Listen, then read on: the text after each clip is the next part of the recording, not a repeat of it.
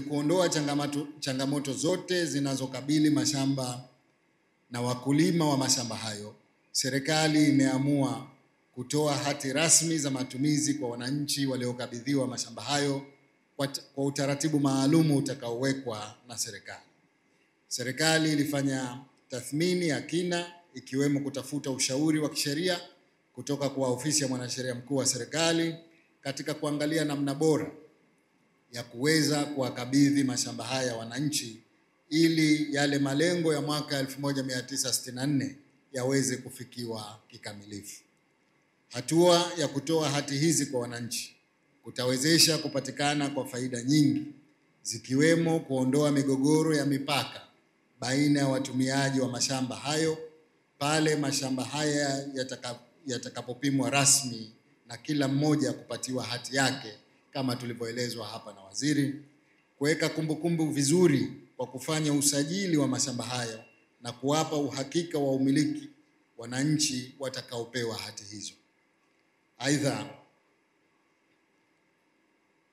ndugu viongozi na ndugu wakulima, serikali inafanya jitihada mbalimbali za kuhakikisha wakulima wa karafuu wanaendeleza shughuli zao za kilimo katika mazingira mazuri na kuwa na kilimo chenye tija.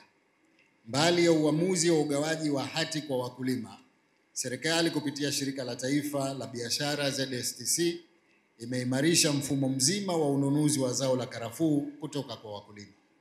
Hichi ni kilio ambacho kinaleta athari katika upande wa uongozi wake. Leo Mheshimiwa Rais kaona kwamba aje akizime au aje azime kilio hichi ambacho wananchi kinakuwa kinawasumbua.